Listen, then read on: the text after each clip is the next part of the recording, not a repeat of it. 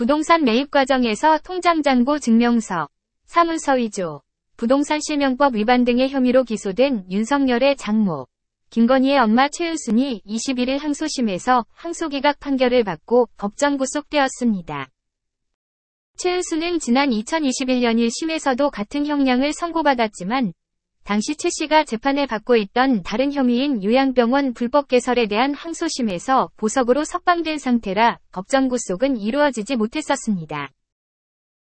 그러나 최은순은 이번 항소심에서 대통령의 장모, 대통령 부인의 엄마가 받았다고는 믿기 어려운 이유인 재범 위험과 도주 우려를 이유로 법정 구속이 결정되었고, 대통령의 장모, 대통령 부인의 엄마가 법정 구속되는 일은 이번이 헌정사상 최초입니다.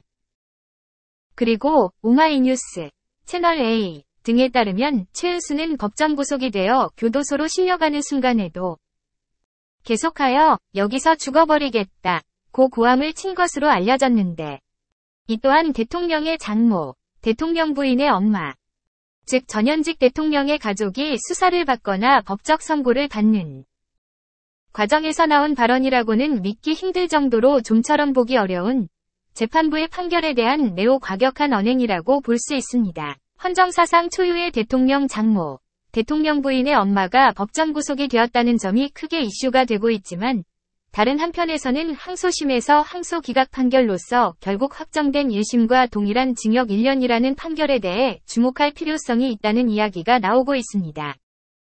1. 검찰의 기소장에는 사문서, 위조, 혐의만 있으며 사문서, 행사와 사기에 대한 혐의는 포함되지 않았다.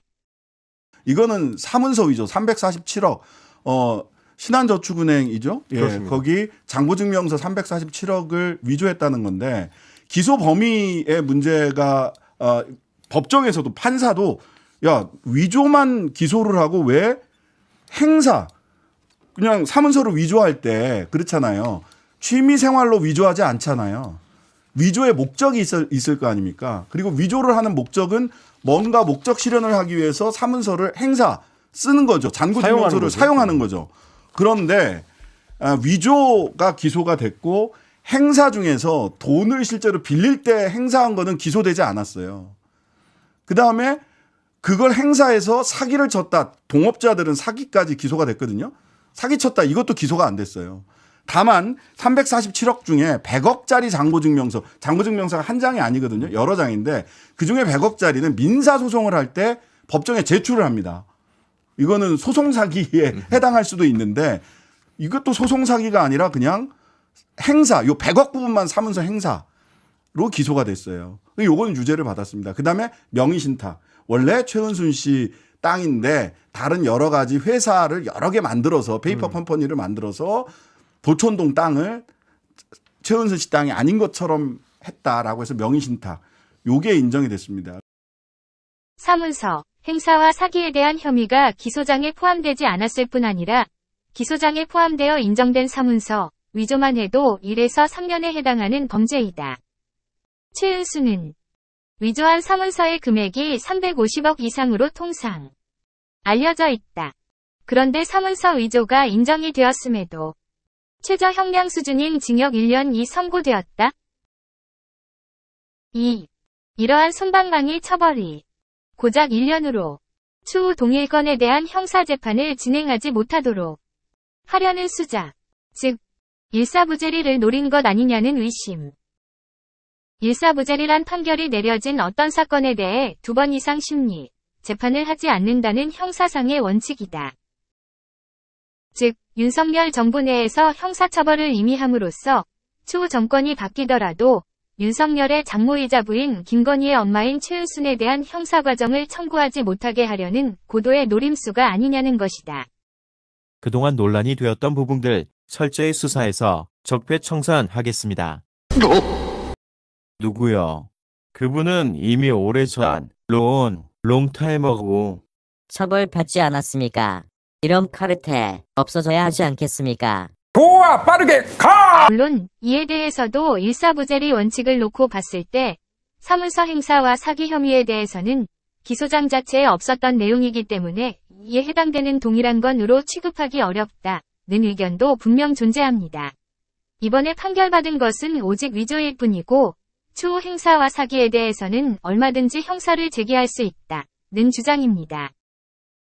그리고 이 의견에 대해서도 기소장에 포함되어 있지 않았더라도 재판의 과정 중 이미 다 확인되고 알려진 사실이기 때문에 이걸로 기소장만 바꿔 다시 형사 진행을 하는 것이 과연 가능하겠는가 라는 반론이 있지만 법률적인 부분은 여기까지 하고 저는 법률적이 아닌 정치적으로 불가능할 것이라 봅니다.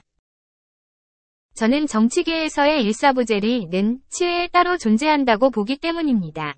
예를 들어 이미 감옥을 다녀온 이명박근혜 중 누군가 새로운 혐의가 나온다고 해서 이들에게 또 형사 진행을 하고 다시 감옥에 보내는 것이 현실적으로 가능할까요? 이거는 이제 더 이상 최은순의 문제가 아닌 현 정부, 윤석열의 문제입니다.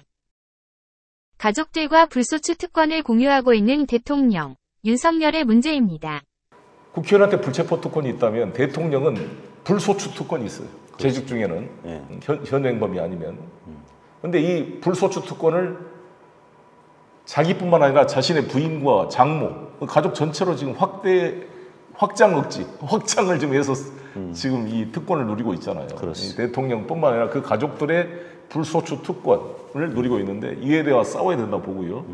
다시 한번 강조합니다. 우리 민주당 국회의원 여러분, 또 저랑 함께했던 의원 여러분, 또 이재명 대표님, 또 박강원 원내대표님 특별히 저는 호소드리는데 겁먹지 마시고 반드시 탄핵 소추하십시오. 그것이 민주당이 살 길이고 민주당이 다음 총선 때 과반을 달라고 말할 수 있는 최소한의 근거가 될 것입니다. 그렇게 머리가 안 돌아갑니까? 정신 차리기 바라겠습니다. 이렇게 평생 검사만 하다가 어떻게 대한민국을 끌고 가요? 못 끌고 가면 좀 겸손하세요, 겸손해. 정말로 지지할 때 숭배하면 안 된다. 막 이렇게 하면 안 된다는 거죠. 응원하되 찬양하면 안 된다. 우리의 동료니까. 각자 우리의 꿈을 상대를 통해 실현하는 거죠. 그래서 우리는 동지들인 겁니다. 여러분들 덕에 여기까지 왔고요. 앞으로도 대한민국을 새롭게 바꾸는데 여러분과 함께 하겠습니다. 화이팅! 감사합니다.